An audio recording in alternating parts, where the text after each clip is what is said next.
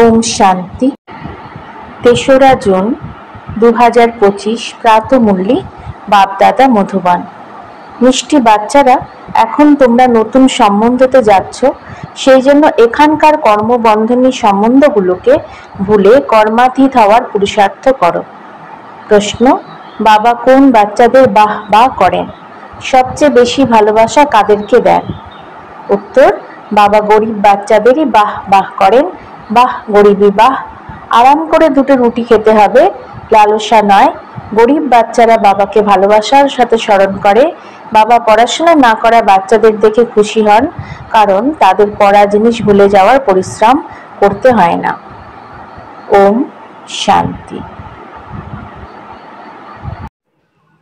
এখন বাবার বাচ্চাদের প্রতি রোজ রোজ বলার থাকে না যে নিজেকে আত্মা মনে করো, আত্ম অভিমানী ভব অথবা দেহি অভিমানী ভব। শব্দ তো একই হলো, তাই না? বাবা বলেন নিজেকে আত্মা মনে করো। আত্মার মধ্যে ৮৪ জন্মের পাঠ ভরা আছে। এক শরীর নিয়ে পার্ট প্লে করে, আবার শরীর বিনাশ হয়ে যায়। আত্মা তো হলো অবিনাশী। বাচ্চারা, তোমাদের এই জ্ঞান এখনই প্রাপ্ত হয়েছে, আর কারোরই এ ব্যাপারে জানা নেই। এখন বাবা বলেন চেষ্টা করো যথাসম্ভব বাবাকে স্মরণ করতে। ব্যবসাপত্রে লেগে থাকার কারণে তো স্মরণ এতটা স্থায়ী হয় না। গৃহস্থ ব্যবহারের থেকে কমল পুষ্পের মতো পবিত্র হতে হবে। এরপর যতটা সম্ভব আমাকে স্মরণ করো। এইরকম নয় যে আমাদের এক জায়গায় ধ্যানে বসতে হবে। ধ্যান শব্দটি হলো ভুল, বাস্তবে হলো স্মরণ।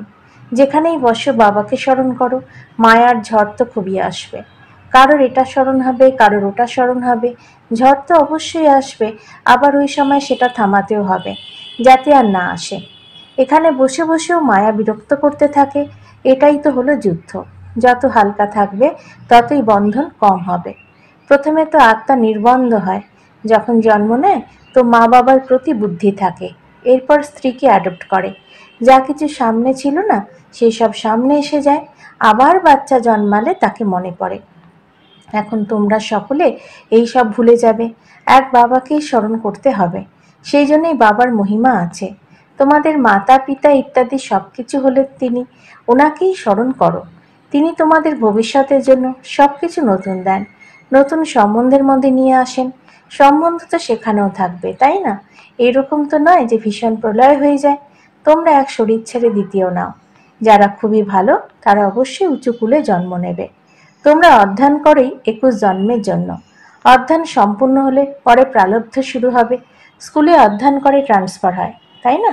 তোমরাও ট্রান্সফার হতে চলেছ শান্তিধাম, এরপর সুখধামে। এই ঘৃণ্য দুনিয়া থেকে বিতাড়িত হয়ে যাবে। এর নাম হলো নরক। সত্যযুগকে বলা হয় স্বর্গ। এখানে মানুষ কত ঘোর অন্ধকারে আছে। ধনবান যারা, তারা মনে করে আমাদের জন্য এখানেই হলো স্বর্গ। স্বর্গ হয়ই নতুন দুনিয়াতে। এই পুরনো দুনিয়া তো বিনাশ হয়ে যাবে। যারা কর্মাতীত অবস্থা সম্পন্ন হবে তারা কি আর কোনো ধর্ম রাজপুরীতে শাস্তি ভোগ করবে? স্বর্গতে তো শাস্তি হবেই না। সেখানে গর্ভ মহল রূপে থাকে, দুঃখের কোনো ব্যাপার নেই। এখানে তো গর্ভ জেল আছে, সেখানে শাস্তি পেতেই থাকে।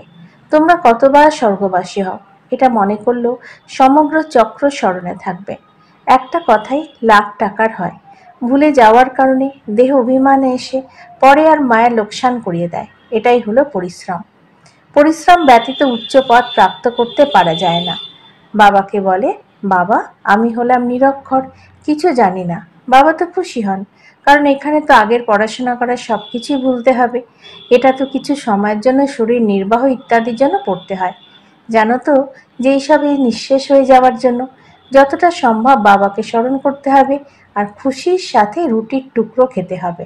লালসা নয়। আজকাল চাল ডাল পাওয়া যায় কোথায়? চিনি ইত্যাদিও ধীরে ধীরে পাওয়াই যাবে না। এইরকম নয় যে তোমরা ঈশ্বরীয় সার্ভিস করো বলে গভর্নমেন্ট দিয়ে দেবে। সে তো কিছু জানে না। হ্যাঁ, বাচ্চাদের বলা হয়ে থাকে গভর্নমেন্টকে বোঝাও যে আমরা সকলে মিলে মা বাবার কাছে যাই। তাদের বাচ্চাদের জন্য টলি পাঠাতে হয়। এখানে তো পরিষ্কার বলে দেয় যে নেই, খুব বেশি হলে অল্প স্বল্প দেয়। যেমন ফকিরদের মধ্যে কোনো বিত্তশালী কেউ থাকলে হাত ভরে দেবে, গরিব হলে সামান্য কিছু দেবে। চিনি ইত্যাদি আসতে পারে, কিন্তু বাচ্চাদের যোগ কম হয়ে যায় স্মরণ না থাকার জন্য। দেহ অভিমানে আসার জন্য কোনো কাজ হতে পারে না। এই কাজ পড়াশোনা করে তেমন হবে না, যতটা যোগের দ্বারা হবে সেটা খুবই কম আছে। মায়া স্মরণকে উড়িয়ে দেয়, বাহাদুর চেয়ে থাকে, আরো বেশি করে ধরে। ভালো ভালো ফার্স্ট ক্লাস বাচ্চাদের উপরও গ্রহের দশা বসে। গ্রহের দশা বসার মুখ্য কারণ হলো যোগ কম হওয়া। গ্রহের দশার কারণেই নাম রূপে ফেঁসে মরে। এখানে রয়েছে অনেক বড় লক্ষ্য। যদি সত্যিকারের লক্ষ্যকে প্রাপ্ত করতে চাও তবে স্মরণে থাকতে হবে। বাবা বলেন, ধ্যানের থেকেও জ্ঞান ভালো, জ্ঞানের থেকে স্মরণ ভালো। ধ্যানে বেশি যাওয়ার জন্য মায়ার ভূতের প্রবেশ ঘটে। এইরকম অনেকে আছে যারা ফালতু ধ্যানে যায়। কি বলে, ওর উপর বিশ্বাস করতে নেই। জ্ঞান তো বাবার মুরলিতে প্রাপ্ত হতে থাকে। বাবা খবরদার অর্থাৎ সাবধান করতে থাকেন। ধ্যান কোনো কাজের না। মায়ার অনেক প্রবেশ ঘটে যায়, অহংকার এসে যায়। জ্ঞান তো সকলের প্রাপ্ত হতে থাকে। জ্ঞান দেবার জন্য হলেন শিব বাবা। মাম্মারও এখান থেকে জ্ঞান প্রাপ্ত হয় যে না, ওনাকেও বলে মনমনা ভব। বাবাকে স্মরণ করো, দৈবী গুণ ধারণ করো। নিজেকে দেখতে হবে আমি দৈবী গুণ ধারণ করছি। এখানে দৈবী গুণ ধারণ করতে হবে। কাউকে দেখো এখনই ফার্স্ট ক্লাস অবস্থা, খুশির সাথে কাজ করে। 1 ঘন্টা পরে ক্রোধের ভূত এলো, শেষ। আবার মনে পড়ে আমি ভুল করেছি, আবার সংশোধন করে নিজেকে। বারংবার ভুলে না যায় যারা, এমন অনেকে আছে বাবার কাছে। এখন দেখো খুবই মধুর। বাবা বলবেন এইরকম বাচ্চার জন্য তো বলিদান দেব। 1 ঘন্টা পরে আবার কোনো না কোনো কথাতে বিকৃত হয়ে যায়। ক্রোধ হলো আর সমস্ত উপার্জন শেষ হয়ে গেল। এই উপার্জন তো এই ক্ষতি হয়ে গেল। সমস্ত কিছু নির্ভর করে স্মরণের উপর। জ্ঞান তো খুবই সহজ, ছোট ছোট বাচ্চাও বুঝে যাবে। কিন্তু আমি যে আমি ঠিক যেমনটি, ঠিক সেই যথার্থভাবে জানো। নিজেকে আত্মা মনে করো। এইভাবে কি আর ছোট বাচ্চা স্মরণ করতে পারবে? মানুষকে মরার সময় বলা হয় ভগবানকে স্মরণ করো, কিন্তু স্মরণ করতে পারে না, কারণ যথার্থভাবে কিছু জানে না।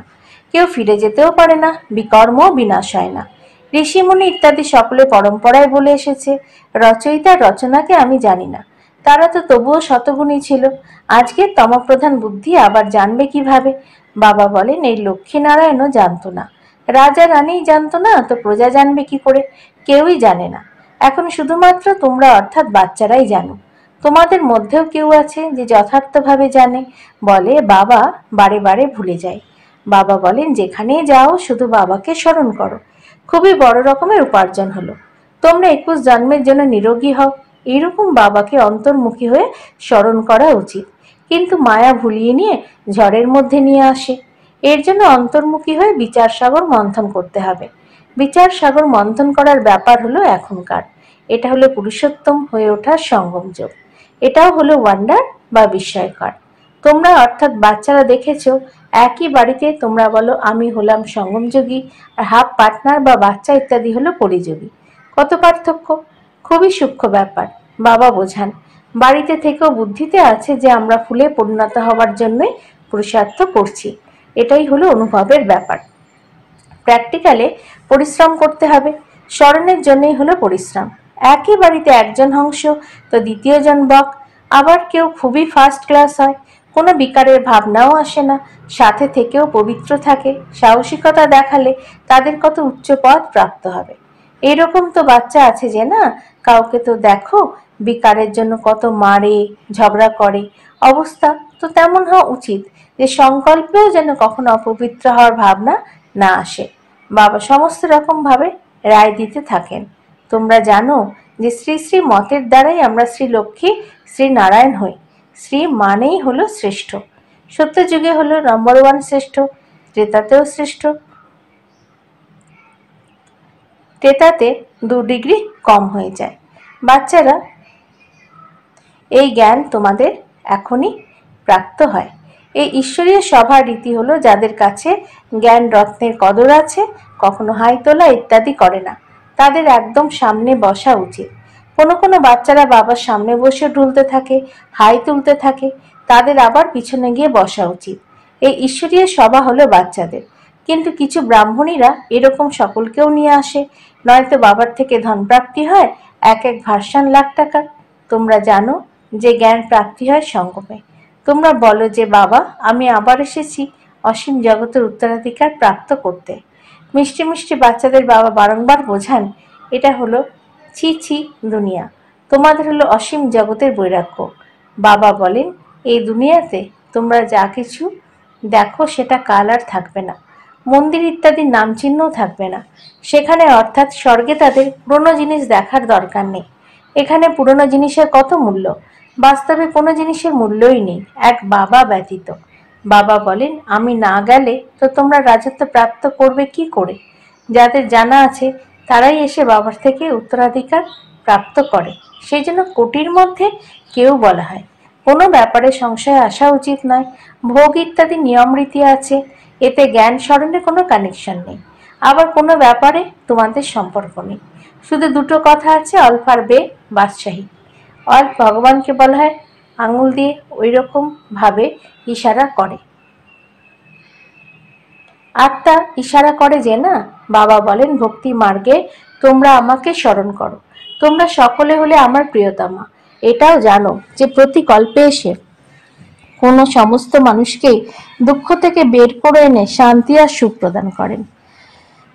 তখন বাবা বলেছিলেন যে বোর্ডে শুধু এটা লিখে দাও, সারা বিশ্বে অসীম জগতের পিতা কিভাবে স্থাপন করছেন, আর সেটাই এসে বুঝে যাও। 1 সেকেন্ডে বিশ্বের মালিক 21 জন্মের জন্য হয়, তাই এসে বোঝো। ঘরে বোর্ড লাগিয়ে দাও, 3 পায়ের পৃথিবীর ওপর তোমরা বিশাল বিশাল হসপিটাল, ইউনিভার্সিটি খুলতে পারো। স্মরণের দ্বারা 21 জন্মের জন্য নিরোগী, আর পড়াশোনার দ্বারা স্বর্গের বাদশাহী প্রাপ্ত হয়ে যায়। প্রজাও বলবে যে আমিও হলাম স্বর্গের মালিক। আজ মানুষের লজ্জা করে, কারণ তারা হলো নরকবাসী। নিজেরা বলে আমার বাবা স্বর্গবাসী হয়েছে, তবে নরকবাসী ছিল। যখন মরবে তো স্বর্গে যাবে। কত সহজ কথা। আচ্ছা, যারা ভালো ভালো কাজ করে তাদের জন্য বিশেষভাবে বলে ইনি খুবই মহাদানী ছিলেন, ইনি স্বর্গে গেছেন। কিন্তু কেউই যায় না। নাটক সম্পন্ন হয়ে গেলে সকলে একসাথে স্টেজে এসে দাঁড়ায়। এই লড়াইও তখনই শুরু হবে যখন সমস্ত অ্যাক্টরস এখানে এসে যাবে, আবার ফিরে যাবে। শিবের বরযাত্রী বলে না, সমস্ত আত্মারা শিব বাবার সাথে সমস্ত আত্মারা যাবে। মুখ্য ব্যাপার হলো এখন 84 জন্ম সম্পূর্ণ হলো। এখন এই জুতোকে ছেড়ে দিতে হবে। সাপ যেমন পুরনো খোলস ছেড়ে নতুন ধারণ করে, তোমরা সত্যযুগে নতুন খোলস বা শরীর ধারণ করবে। শ্রীকৃষ্ণ কত সুন্দর, তার কত আকর্ষণ। শরীর হলো ফার্স্ট ক্লাস, এরকম আমরাও ধারণ করব। আমাদেরও বলা হয় যে না, আমি নারায়ণ হব। এটা তো ছি ছি নোংরা খোলস, এটা ছেড়ে আবার যাব নতুন দুনিয়াতে। এটা মনে করে খুশি হও না কেন যখন বলো আমি নর থেকে নারায়ণ হচ্ছি। এই সত্য নারায়ণের কথাকে ভালোভাবে বোঝো। যা বলছো করে দেখাও। বলা করা এক হওয়া উচিত। ব্যবসা বাণিজ্য করো, কিন্তু সাথে সাথে বাবা বলেন হাতে হাতে কাজ করো। হৃদয় বাবার স্মরণে থাকো। তোমরা যেমন ধারণা করবে তেমনই তোমাদের কাছে নলেজের ভ্যালু হতে থাকবে। নলেজের ধারণার দ্বারা তোমরা কত ধনবান হয়ে ওঠো। এটা হলো আধ্যাত্মিক নলেজ। তোমরা হলো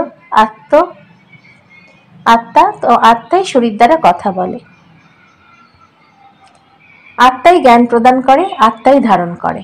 আচ্ছা, মিষ্টি মিষ্টি হারানিধি বাচ্চাদের প্রতি মাতা পিতা বাপদাদার স্মরণের স্নেহ সুমন আর সুপ্রভাত। আত্মাদের পিতা তার আত্মারূপী বাচ্চাদেরকে জানাচ্ছেন নমস্কার। আমাদেরও বাপদাদাকে ধন্যবাদ, নমস্কার।